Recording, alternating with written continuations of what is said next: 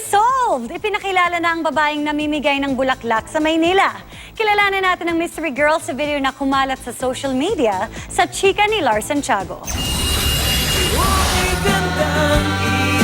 Nasagot na ang tanong sa lumalabas sa social media tungkol sa misteryosang babaeng namimigay ng bulaklak sa Sampaloc sa Maynila at tinatawag na Dangwa Girl.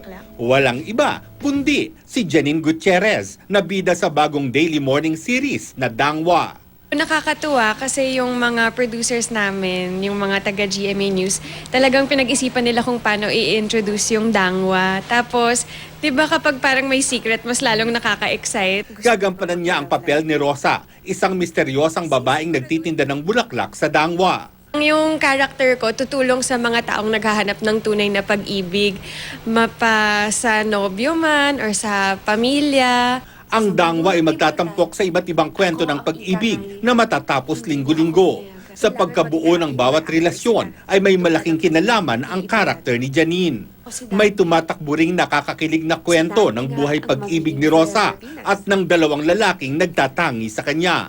Sina Baste, isang flower delivery boy, at Enzo, isang arkitekto. Ang karakter ng ultimate survivor ng Starstruck 1 at 4 na sina Mark Heras at Aljur Abrenica. Playboy, lagi kong inaasar si Janine.